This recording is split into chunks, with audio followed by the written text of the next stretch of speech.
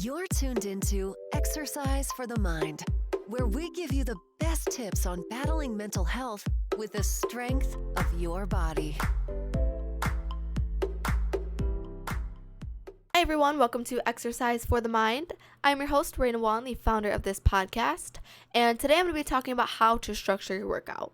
So just a disclaimer before I get started, I'm not a professional. This is all coming from experience and research, not expertise. So to get started, in general, plans and programs should always be personalized. They should be personalized to your age, to your goals, and to the time that you have. So a plan and a program is what you do at the gym. And why is it important to have one? Because a lot of people will not work out to the most efficient way because they don't have a plan, they don't have a structure, they don't know what they're actually doing when they get to the gym. So having a plan and this something to follow to every day, it's going to be a motivator. First of all, it's going to get you into the gym because you know what you have to do when you get there. It's going to increase your confidence because you know what you're doing. You're not going to feel like you're just walking around doing anything. So it's really important to have a plan, and it's really important to have a personalized one. So how to do this? So the first step is to set a goal. So this is going to shape how you build your workout. So I like to use the SMART method. So it's all caps SMART. You can look this up on Google too, but it's S is for specific. So you want each goal to be specific, because if you have too much of a general goal, you're not going to feel too accomplished when you get there because you don't know if you actually met it, how you met it. So you want to be very specific in it. You also want it to be measurable. So you want to be able to tell the difference between before the goal and after the goal. And then it should be attainable. So it should be something that's realistic, something that you can actually do. Relevant, so it should mean something to you. You should want this goal for a reason. And then timely, so you want to be able to do it in a certain time period. And then have a schedule and routine. So really just decide what this schedule and routine is going to look like. So that's just asking yourself a few questions. So how many times a day can you work out? How much time do you have on those days to work out? Where will you work out? Are you going to work out at home? Are you going to work out at night? Are you going to work out in the day? Are you going to work out at the gym? You really need to decide those things and write them down before you can get started, so that you know how many days to plan to work out, how many workouts to make, and all of that.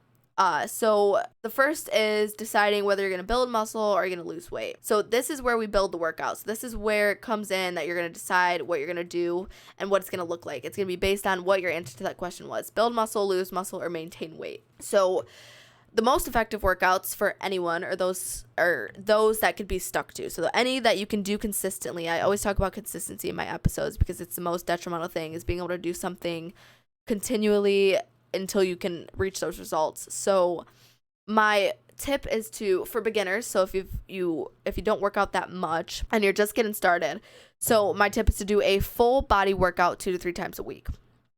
So what does that look like? So a full body workout is going to work out every single one of your muscle groups in one workout. So you're going to have your quads, one workout. You're going to have a hamstring and glute workout. You're going to have a chest, tricep, and shoulder workout. You're going to have a back and bicep workout. You're going to have a core workout.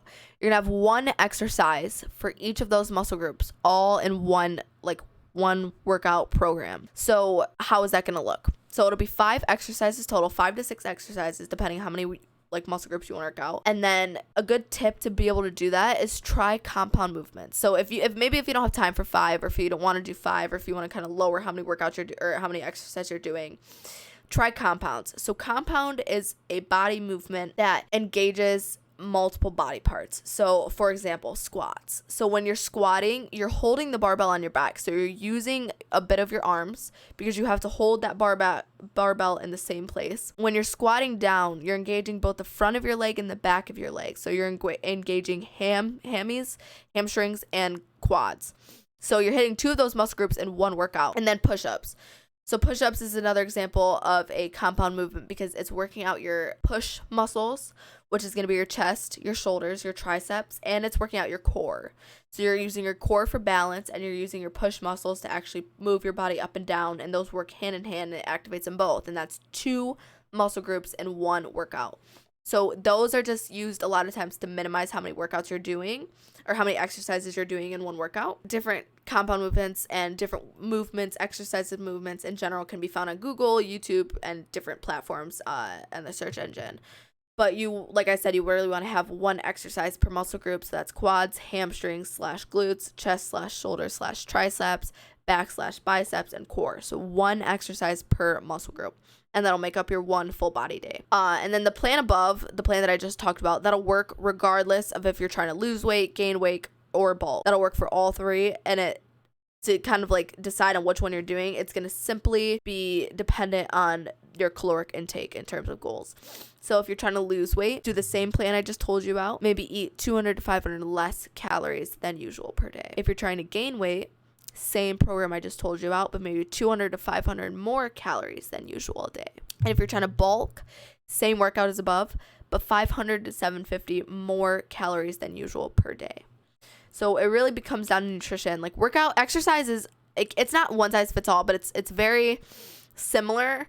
There are a lot of parallels with exercise, but nutrition is really what makes your goals stand out and which helps you get to different goals. So then based on that basic program structure that I gave you, so you're going to want to decide on sets and reps. So how many of these workouts do I do? How many times do I do the squats? How many times do I do the push-ups? So the general answer to that is you're going to want to do 3 to 5 sets per exercise. So a set is just how many times you do a certain exercise, like how many times you repeat a number of exercises. So reps are, you're going to do, say you do like 5 to 8. So you say you do 8 reps. So you do 8 reps back to back to back. You take a break, take a 1-minute rest. That's one set. You do another 8 reps back to back to back. That's another set. So the general answer for that for beginners is 3 to 5 sets per exercise and then 8 to 10 reps per set. But this reps also are kind of based on what your goal is. So if you're looking more to burn fat and gain muscle, you want to do about 8 to 15 reps because these reps are going to build hypertrophy and it's going to build that look that you want. So if you can do more than 15 reps, you're going to want to increase the weight. Like if you can do, if with any workout, if you can do more than 15 reps, increase the weight because you're not lifting it. Like you're lifting too light where you maybe won't even see benefits. And then if you're wanting to build strength, you're going to want to do 1 to 5 reps. If you can do more than 5 reps of a weight, you're not lifting enough weight and you're not building enough strength. And then if you're looking more for strength and toning and hypertrophy, like the look of everything, you're going to do 6 to 12 reps. So 6 to 12 reps of a moderate to heavy weight. And then endurance is going to be 12 or more reps. So endurance is going to be a lighter weight, a lot more reps though. And then what does rest time look like? So how many, like how long are you resting in between each set that you do? So it's like a feel it out process. So you're going to just want to listen to your body. If you take a minute and you still don't feel ready, take another minute. Like it's really just listen to your body. It takes much or as little time needed. And let energy build back up.